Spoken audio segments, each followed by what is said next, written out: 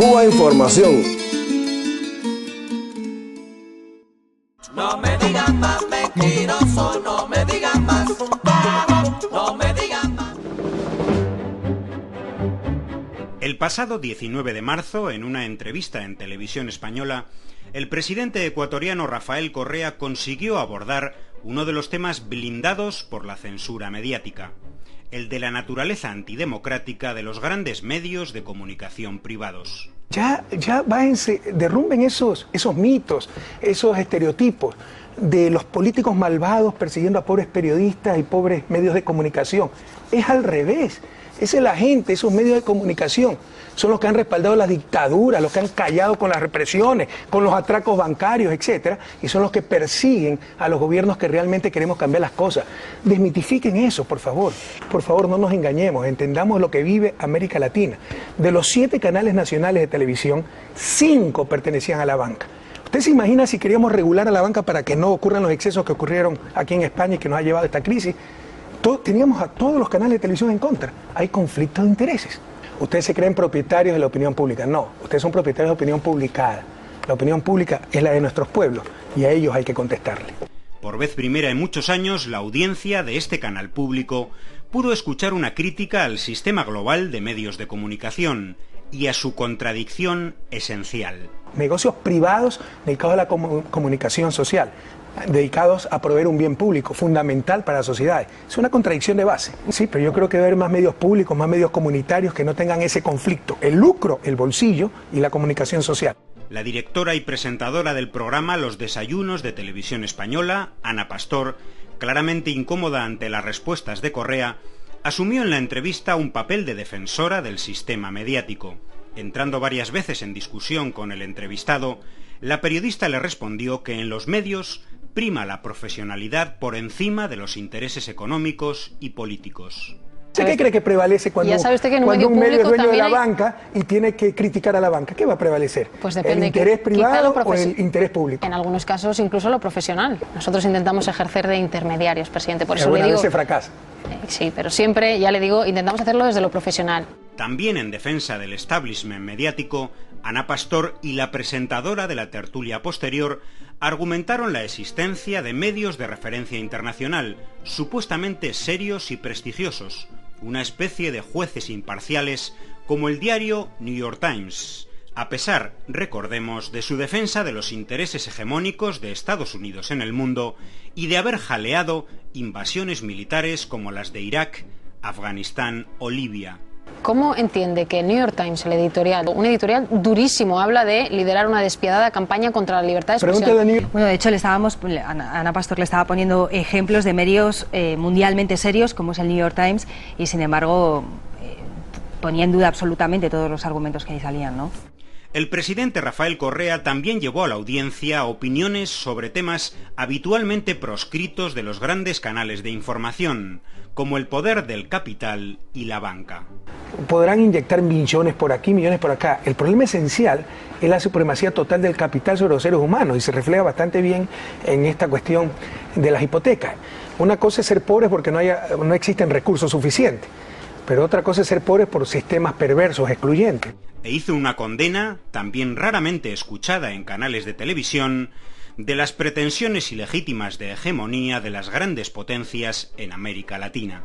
Y no se tratan los problemas candentes, urgentes, intolerables en el siglo XXI. Por ejemplo, el bloqueo a Cuba, que rompe todo el derecho interamericano, todo el derecho internacional. Por ejemplo, la colonización de las Malvinas. La venganza contra el entrevistado vino inmediatamente después de acabar la entrevista. Un panel de 3 tertulianos de medios privados más la presentadora dedicaron todo el resto del programa a condenar, los 4 sin excepción, las palabras del presidente Correa. Una muestra de lo que hoy entiende por pluralidad de ideas un medio público de Europa. Es un político populista, evidentemente sí se ve que los medios de comunicación le molestan mucho, ¿no? Me puse en el lugar de un periodista ahora mismo que trabaja en Ecuador y entendería perfectamente que a partir de ahora tengan miedo a ejercer el derecho a la libertad de expresión. Tiene una visión demasiado censuradora, ¿no? del papel que cumplen los medios. Pero a mí el discurso que él hace, insisto, me parece peligroso. Terminado el programa, no tardó en activarse la maquinaria de la manipulación, alrededor principalmente de las palabras críticas de Rafael Correa hacia la organización Human Rights Watch, que la presentadora Ana Pastor trató de presentar como otro juez internacional imparcial y respetable. Correa hizo un interesante análisis, también insólito en un gran medio, sobre el sometimiento a intereses privados y el carácter antidemocrático de algunas grandes ONGs. Human Rights Watch. ¿Usted sabe, por ejemplo, cómo se financia Human Rights Watch? ¿Usted sabe a qué políticas obedece? Entonces es uno de los graves problemas de nuestro tiempo. Legitimamos organizaciones no gubernamentales sin ningún asidero democrático. Satanizamos la política. Se quiere hacer política del sector privado, en la parte económica, privado con fines de lucro, en la parte supuestamente de derechos sin fines de lucro. Es uno de los graves problemas de nuestro tiempo. Rescatemos la política. El presidente ecuatoriano habló entonces con ironía sobre la financiación de la ONG Human Rights Watch. ¿Usted sabe cómo se financia el norteamericano? Lo financia la Hermanita de Caridad, el cartel de Sinaloa. ¿Qué interés? Pero este tono irónico de su respuesta, al parecer, no fue entendido por Ana Pastor, quien posteriormente en su cuenta de Twitter publicaba que Correa había afirmado que a Human Rights Watch lo financia el cártel de Sinaloa. Recordemos, un grupo mexicano vinculado al tráfico de droga.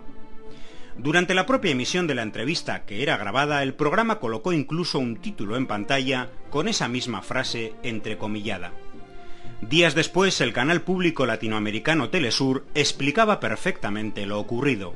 La periodista que escribió Ana Pastor en su cuenta en Twitter que el jefe de Estado dijo a Human Rights Watch lo financiaba el cártel de Sinaloa, pero lo que realmente hizo el presidente de Ecuador fue preguntarse. Le dijo, ¿usted sabe cómo se financia a Human Rights Watch? Lo financian las Hermanitas de la Caridad, el cartel de Sinaloa. ¿Quién? Pero la propia organización aludida, Human Rights Watch, engordó la bola de la manipulación. Su director para las Américas, José Miguel Vivanco, declaraba a los medios que las palabras de Correa eran un disparate irracional y una muestra de su intolerancia a la crítica. Otro elemento de ataque a Correa en los días posteriores a la entrevista fue un supuesto desprecio sexista del presidente ecuatoriano hacia la presentadora por el empleo del diminutivo de su nombre, tratamiento cariñoso y de cercanía muy empleado en Latinoamérica con nombres tanto masculinos como femeninos. Pero lo que quieren decir los grandes electores, Anita, no se equivoque, y eso es lo antidemocrático. No estoy acostumbrada ni a responder preguntas en las entrevistas ni a que me llamen Anita, ya se lo digo. Tiene ¿Cómo otra se llama? polémica. ¿Cómo le dice? Ana. Ok, con todo. Recordemos que la periodista Ana Pastor alcanzó una notable notoriedad tras su entrevista en marzo de 2011 al presidente de Irán, Mahmoud Ahmadinejad. La caída del pañuelo que cubría su cabeza en plena entrevista fue narrada en los medios como un singular acto de heroísmo. Ana Pastor concedió entonces numerosas entrevistas en las que demostró lo permeado que está su concepto del periodismo de una rancia prepotencia neocolonial. Bueno, yo creo que en eso consiste el entrenamiento de una entrevista, ¿no? Primero documentarte bien. Yo, en el tema, sobre todo que me preocupaba de los derechos humanos, que es algo que aquí en Europa nos preocupa, me había leído el informe del Parlamento Europeo sobre las ejecuciones y he de reconocer que cuando pisas suelo del mundo libre para una mujer, se agradece. La entrevista al presidente Correa consiguió de manera absolutamente excepcional que la audiencia de televisión española pudiera escuchar opiniones que son sistemáticamente censuradas en los grandes medios de comunicación, que jamás admiten análisis y críticas que apunten a su falta de legitimidad social y a su carácter antidemocrático, y que condena a que éstas no traspasen el limitado espacio de los medios alternativos. Y lo más triste, SECOM mandó la aclaración y Televisión Española, de la cual teníamos el más alto concepto, no ha rectificado. Más que rabia, da tristeza esto. Pero bueno, creo que cualquier comentario está de más frente a la contundencia de las imágenes.